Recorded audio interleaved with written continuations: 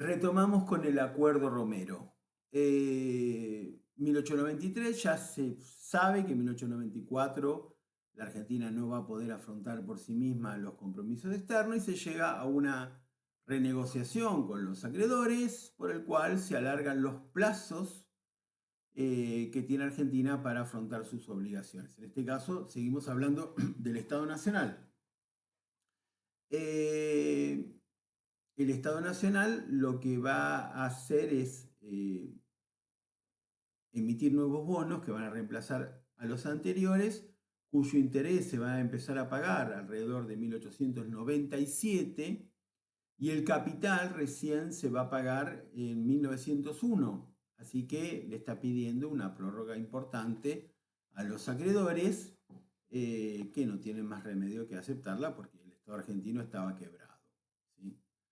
Eh, Además, tiene que continuar con las obligaciones a las que se había comprometido en el acuerdo Rothschild. ¿Se acuerdan que el Estado argentino debía reducir el gasto público, lo que implicaba baja de salario, disminución de empleados públicos, interrupción de obras? Bueno, tiene que empezar a portarse bien. Y también desde el acuerdo Rothschild existe la obligación de disminuir el circulante un 15%, cosa que no se va a dar, pero va a ser muy cercana a cero la emisión durante los años 90, lo que puede explicar por qué a partir de 1895 el peso, esa moneda loca que se había despreciado y depreciado antes de la crisis de 1890 y que había continuado depreciándose hasta 1895, lentamente recupera su valor. Tanto es así que en 1899 el Estado argentino va a ingresar en una convertibilidad para evitar que se siga valorizando.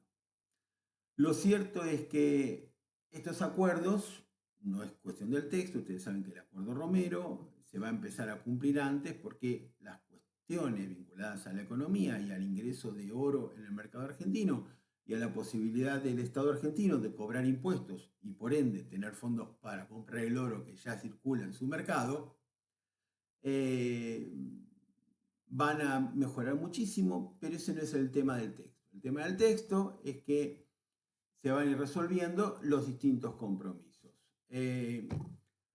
Con las provincias, el Estado Nacional finalmente se hace cargo de los bonos de los estados provinciales y va a hacer lo mismo que con los bonos del Estado Nacional. O sea, va a entregar bonos a un plazo más largo para que se pueda cumplir con su pago. Finalmente, es el Estado Nacional el que rescata a las provincias y es importante anotar eso, allá por 1896, 97, si no recuerdo mal. Las garantías ferroviarias. Bueno, con las garantías ferroviarias hubo primero un intento por parte del Estado argentino de cuestionar su validez. Finalmente, el Estado argentino va a reconocerle a las empresas ferroviarias el pago de las garantías. Lo va a hacer con otro bono, también un plazo muy largo.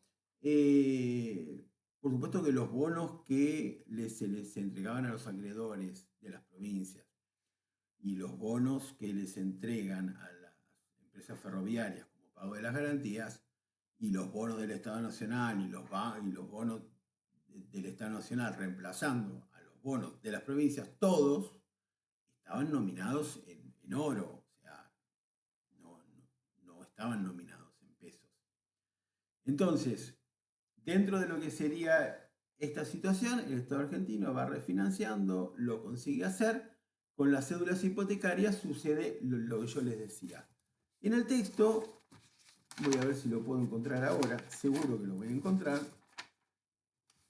hay una estimación de qué es lo que debía el Estado y la sociedad argentina allá por 1890. ¿No? Entonces, tenemos por un lado el sector público, decimos el 41% de toda la deuda pertenecía al sector público. El Estado Nacional, sus bonos, era el 26%, y los estados provinciales y municipales, acá se anota que un deudor importante en la ciudad de Buenos Aires, que en realidad no es un estado distinto ni autónomo, sino que deberíamos incluirla como deuda del Estado Nacional, pero estados provinciales y municipales 15%.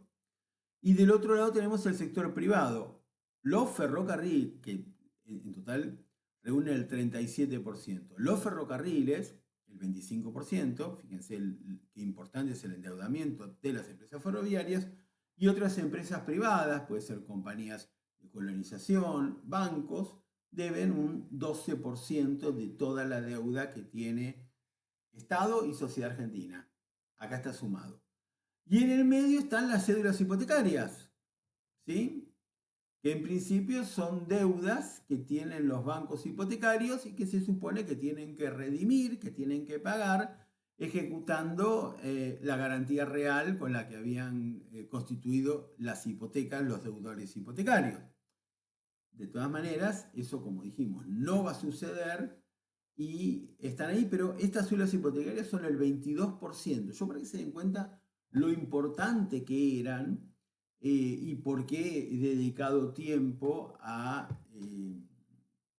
explicarle esta situación, ¿sí? De qué eran las cédulas hipotecarias. Bueno, finalmente les conté cómo se fueron resolviendo las distintas deudas y ahora tenemos que ir a la conclusión, decir, bueno, y finalmente, esto de las cédulas hipotecarias, ¿a quién benefició? ¿Quién se perjudicó? ¿Sí? Entonces, cuando hablamos sobre los beneficiarios, podríamos decir, los que se endeudaron, los que constituyeron hipotecas con el banco hipotecario de la provincia de Buenos Aires, en general fueron beneficiados. ¿Por qué? Bueno, porque finalmente el banco les ofreció cancelar la deuda abonando solamente el 30%. Así que, con independencia del momento en que se hayan constituido, excepto que hayan tenido mucha mala suerte, ganaron mucho dinero, ¿sí? O sea, le dieron el dinero y después no lo devolvieron o lo devolvieron mínimamente. Por un lado. Aquel que se endeudó, que constituyó la hipoteca con el Banco Hipotecario Nacional, habrá recibido algún beneficio circunstancial, alguna prórroga, pero no recibió grandes beneficios y tuvo que cumplir el pago de sus obligaciones, ¿sí? Primero con un peso depreciado, con lo cual se beneficiaba, y después con el peso que desde 1895 se viene apreciando. Así que esa situación, desde el punto de vista del beneficio, no está clara. Vamos a la contracara, ¿sí? ¿Qué pasa con el banco hipotecario de la provincia y los tenedores de sus cédulas hipotecarias? Bueno, evidentemente son los grandes perjudicados, porque el banco hipotecario de la provincia, perdón, de Buenos Aires, no las pagó. Así que aquel que era tenedor, que había comprado cédulas hipotecarias en su momento, no va a cobrar. No valió nada el argumento de la garantía real, yo ya se los expliqué lo que pasa. Y entonces ahí viene la discusión y las dos visiones de la historia. Fíjense qué fascinante que es esto. No lo podemos saber. Si quienes compraron las cédulas hipotecarias fueron inversores extranjeros, por ejemplo, ingleses, ciudadanos ingleses, empresarios privados ingleses, no el Estado inglés, bueno, ellos van a cargar con el costo, ellos van a perder, claramente pierden, porque esas cédulas hipotecarias no van a ser redimidas y no van a cobrar nada. Así que en esta versión fascinante de la historia, los terratenientes argentinos recibirían una transferencia de dinero del imperialismo inglés, porque son los ingleses los que le están dando esa plata y los que se clavan con las cédulas hipotecarias que no se pagan.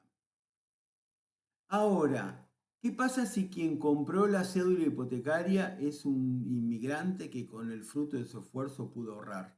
Bueno, acá tenemos otra versión de la historia, quizás tan fascinante como la anterior. ¿En qué sentido? En que son los pobres inmigrantes los que dedican sus ahorros a comprar un instrumento que les permitiría en principio tener una renta y resultan estafados y finalmente benefician a una clase terrateniente parasitaria que se alimenta del sudor de los pobres inmigrantes?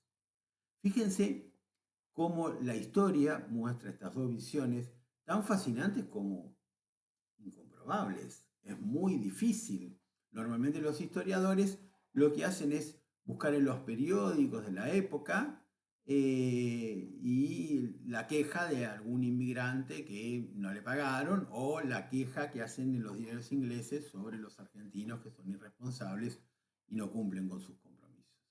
El caso del Banco Hipotecario Nacional no es tan relevante, como les dije, no hay ni tantos beneficiados ni estafados, en principio. Estafados por usar una palabra fuerte para que toda esta exposición tenga algún gancho. Bueno, con esto creo que he dicho lo más importante referido al texto que estamos analizando, el de Serra y Alfi.